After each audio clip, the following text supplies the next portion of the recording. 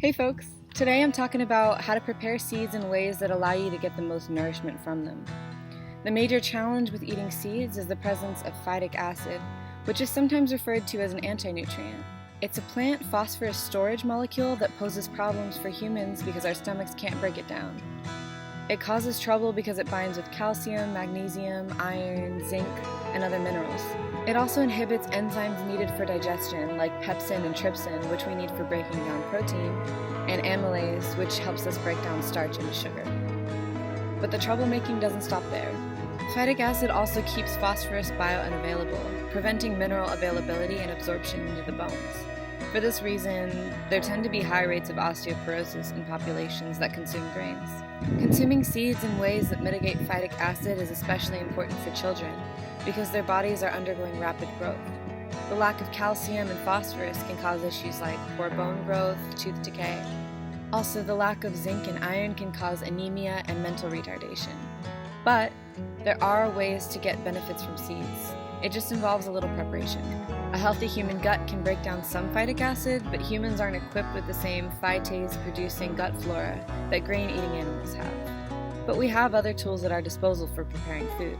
Soaking, sprouting, fermenting, and roasting are great ways to lower the amount of phytic acid the body has to contend with. Sprouting and roasting break down phytic acid, while soaking and fermenting activate phytase, an enzyme which breaks down phytic acid. This enzyme phytase coexists in plants that contain phytic acid, but in varying amounts. Certain crops like wheat and rye have higher amounts of phytase, while others like corn and oats have low amounts.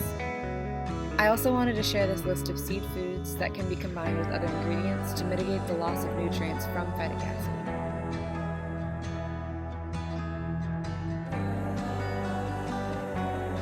Today we're activating some almonds and pumpkin seeds by soaking them in brine. First, I'll place the seeds in a bowl with enough water to cover them. Then I'll add some salt and/or brine from past lactoferments. After soaking the pumpkin seeds and almonds for 8 hours, I return them to a bowl without water and rinse them 3 to 4 times a day for at least 24 hours. If you're sprouting the seeds, you'll rinse them 3 to 4 times a day with a colander until sprouts form. You'll have to find seeds that are truly raw, unpasteurized, if you want to sprout them. The main reason I chose to activate these rather than sprouting them was that I needed to have them ready in time to make some desserts. Once the seeds were done soaking, I spread them out in a dehydrator to dry. The low heat for an extended amount of time also helps break down the phytic acid. The first dessert I'll make is a carrot cake using some ingredients from this fall harvest. Since I don't digest grains well and I want to keep my blood sugar from spiking, the base for this cake will be activated pumpkin seed butter, grated zucchini, grated carrots, blackberries, toasted walnuts, and eggs with some raw honey. Since I'm making my pumpkin seed butter from scratch, we'll start by adding the seeds to a food processor or other blender with a pinch of salt.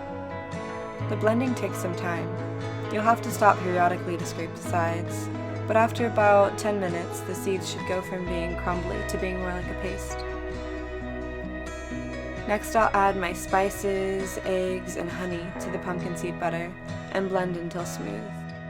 Then I'll grate my zucchini and carrot and place them in a large bowl where I'll add the spiced pumpkin seed butter mixture, the orange zest, the blackberries, the chia seeds, and the toasted walnuts. While I was combining all my ingredients, I preheated the oven to 350. Now all I have to do is pour the batter into 2 9x9 baking pans that I'll grease with butter. And I'll bake these for about half an hour or until a toothpick or butter knife comes out clean. So the cake is delicious as is, but you can also let it cool completely, then try out this cream cheese frosting recipe, which is great because it pairs the pumpkin seed butter with calcium. And we're already getting vitamin A from the carrots and vitamin C from the blackberries. I like to adjust the amount of sweetness to complement the cake, making it less sweet if the cake has more fruit. I'll start by frosting between the layers, then I'll go around the outside, and I decided to decorate it with some cinnamon.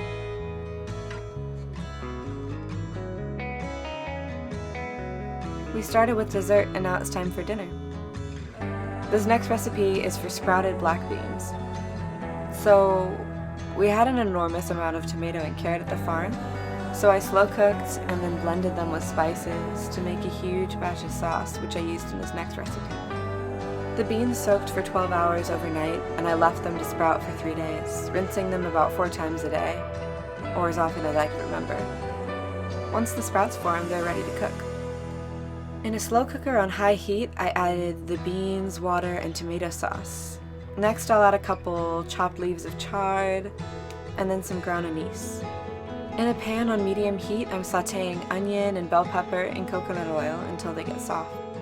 I'll set these aside and then saute the garlic, hot peppers, and cumin for 1 minute. But the garlic, hot peppers, and cumin can just be added in with the onion and bell pepper if you like. Now I've added this mixture to the beans, and I'll cook everything until the beans are soft and creamy, about 6 hours. To finish, I'll add salt and cook it uncovered for 20 minutes. Before I serve it, I'll add orange juice and lime juice, and I'll garnish it with cilantro.